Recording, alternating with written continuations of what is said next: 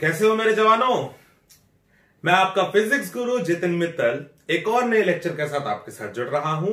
आज का टॉपिक हमारा होगा arithmetic progression and geometric progression. तो आइए शुरू करते हैं lecture number 9 of mathematics in physics.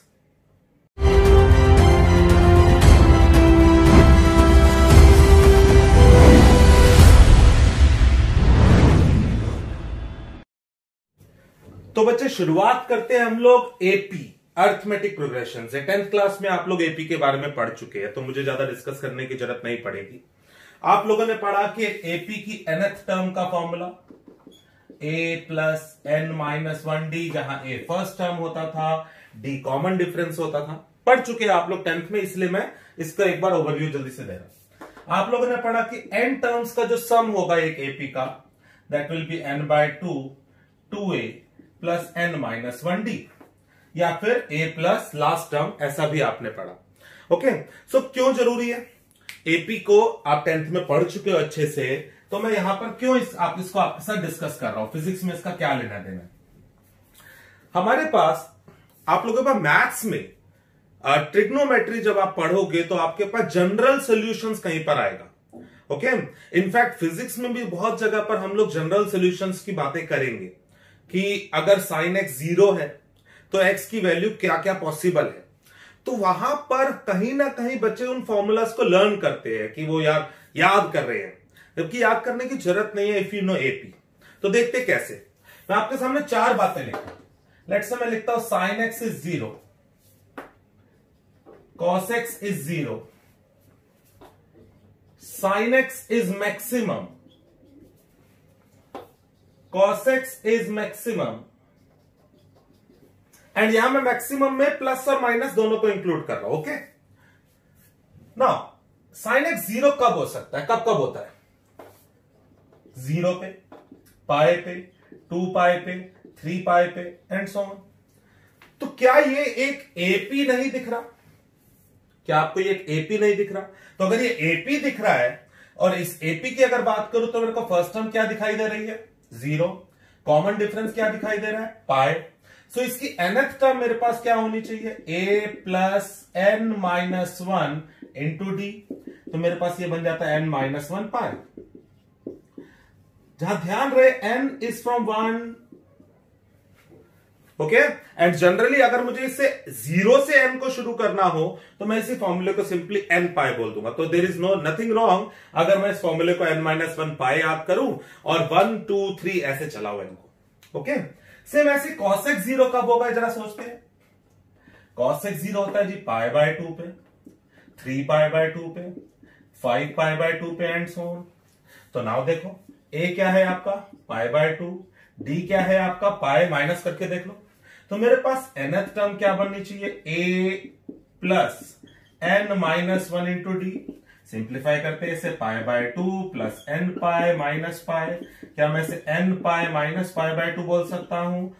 n minus 1/2 into pi, या 2n माइनस 1 π/2।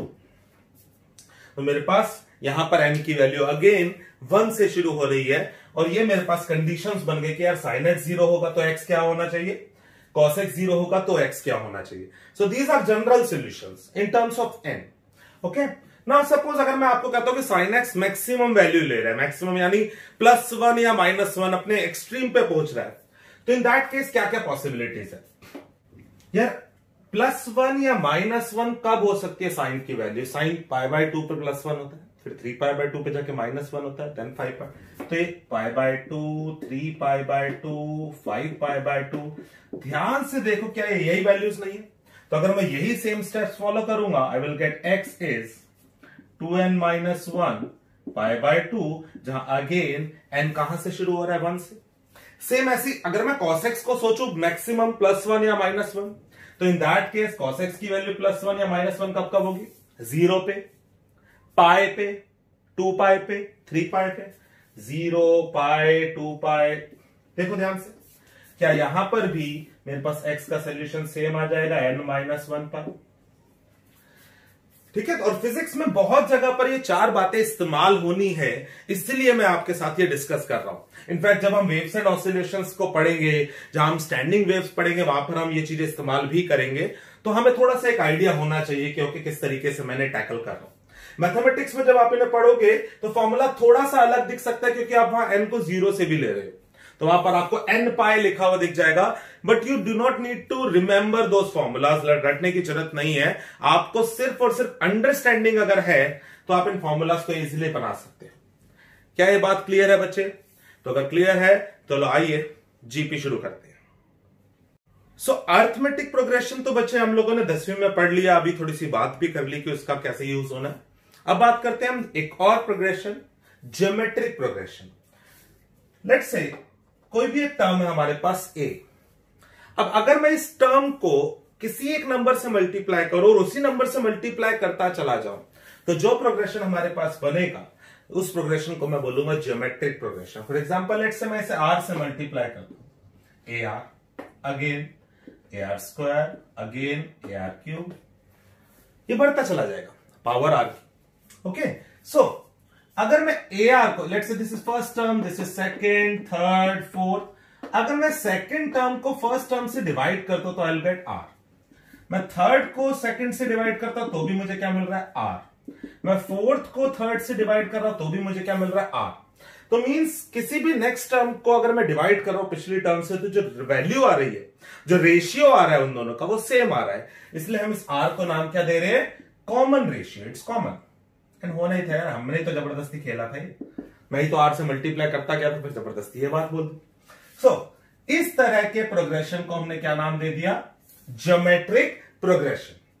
अब ध्यान से देखो, सेकंड टर्म है तो r की पावर 1 है, थर्ड टर्म है तो r की पावर 2 है, फोर्थ टर्म है तो r की पावर 3। मैं जो बोल रहा हूं उससे कम है, तो क्या मैं कह सकता हूं nth term will be r to the power n minus 1।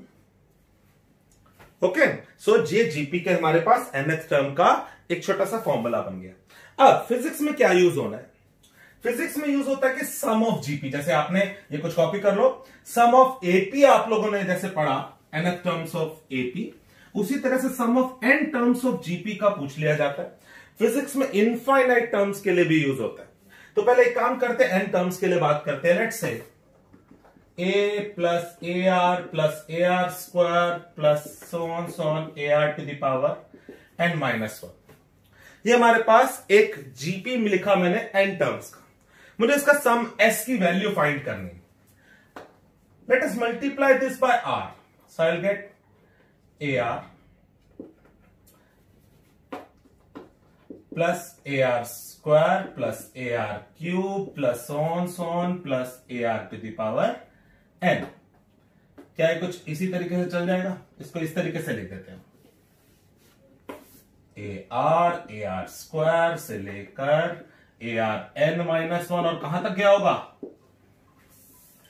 अगर मैं इन दोनों इक्वेशंस को सब्ट्रैक्ट कर दूं, लेट्स से फर्स्ट में से मैंने सेकंड सब्ट्रैक्ट किया, तो ध्यान से देखो ये सारी टर्म्स कटती हुई दिख रही है। I will get this a minus a to the power a into r to the power n। चलो जी, कॉमन लेते हैं s को, 1 माइनस r, a कॉमन लिया, 1 minus r to the power n, मेरे पास a 1 minus r n upon 1 minus r। Sum of n terms of GP का एक छोटा सा फॉर्मूला मेरे पास आ गया। ओके, सो कॉपी करो। आई होप कि ये समझ आया हो आप लोगों को। इस फॉर्मूला को याद रख लो। हमें इसको a r n minus 1 upon r minus 1 से भी याद रख सकता हूं, कोई भी एक याद रख लो, एक ही बात। ओके, चलो हम इनफाइनाइट टर्म्स के लिए सोचते हैं।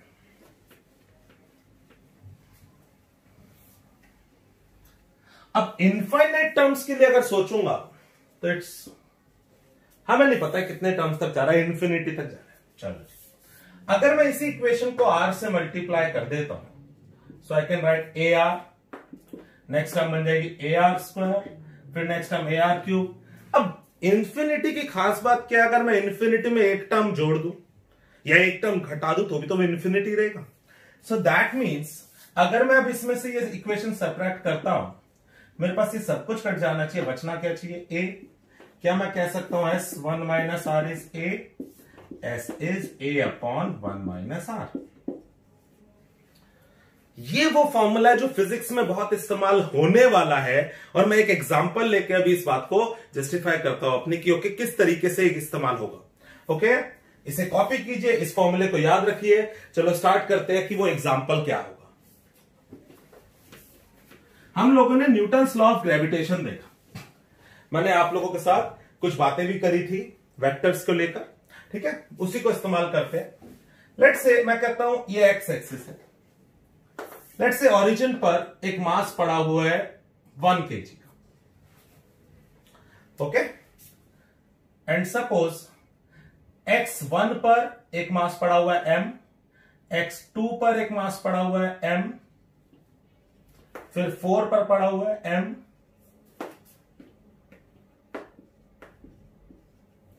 8 पर पड़ा हुआ है m, and then 16 and so on.